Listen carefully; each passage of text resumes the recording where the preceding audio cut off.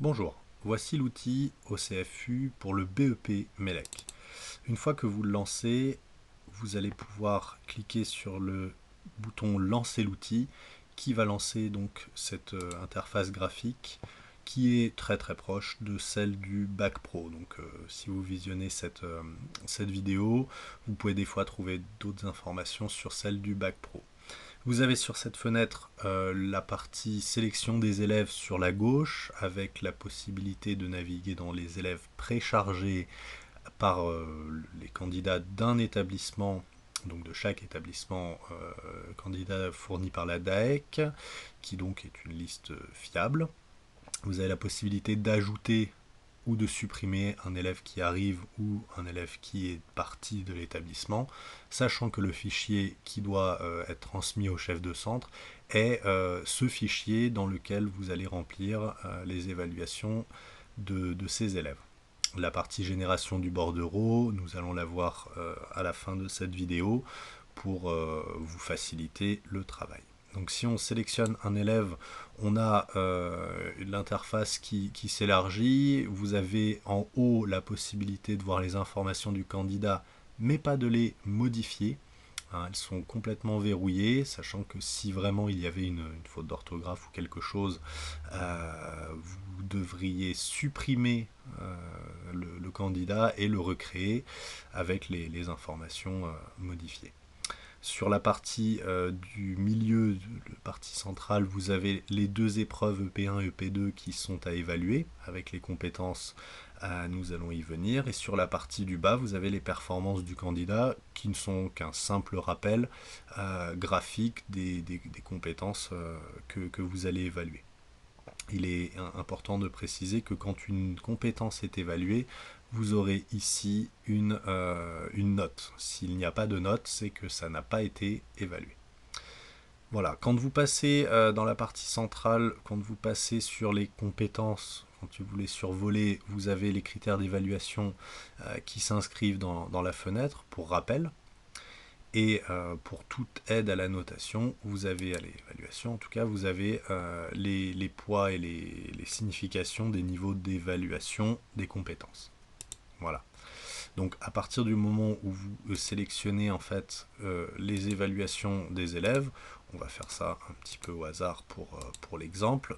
Une fois que toutes les évaluations sont remplies et donc que les niveaux se mettent à jour, vous avez une note qui est calculée, donc c'est la formule qui est utilisée dans les grilles nationales.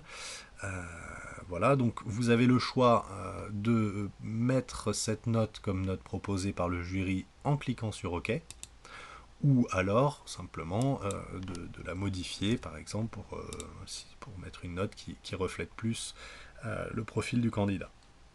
Vous aurez à inscrire le nombre de situations formatives et niveau BEP que le candidat a subi quelque part, et à inscrire les commentaires pour le jury, ainsi que les membres de cette commission qui évalue les élèves. Pour la date, vous n'avez qu'à double-cliquer dessus pour obtenir un calendrier qui va vous sélectionner les notes et dates beaucoup plus facilement. Voilà, une fois qu'une note est proposée, est inscrite dans cette case d'évaluation, elle est reportée en bas dans les performances du candidat, ce qui veut dire que c'est donc délibéré quelque part. Voilà, pour EP1, on est sur la même chose. Donc on a normalement, quand on a terminé un élève, on a effectivement toutes les compétences qui ont été évaluées. Et évidemment, les notes proposées ainsi que les commentaires remplis. Vous pouvez, à chaque fois que vous changez d'élève, le système sauvegarde les choses, donc vous pouvez éventuellement utiliser ce fichier, par exemple s'il y a plusieurs classes dans un établissement, vous pouvez y revenir, sachant qu'il ne faut qu'un seul fichier par établissement. Voilà. Il est doté d'un générateur de bordereaux qui va vous permettre en un clic de générer un bordereau qui n'est pas le bordereau à envoyer au chef de centre. C'est un fichier que nous allons voir qui va simplement vous aider à remplir les différentes instances de l'OTANET notamment. Il crée le fichier dans le dossier où se situe l'outil. Donc si je quitte l'outil, les informations sont sauvegardées et que je vais aller chercher le bordereau qui vient d'être généré, nous allons voir qu'il y a les notations de tous les élèves qui seront donc à saisir dans l'Otanet. Voilà. Pour toute question, surtout problème de fonctionnement, vous pouvez m'écrire à l'adresse qui s'indique sur votre écran et je vous souhaite bon courage.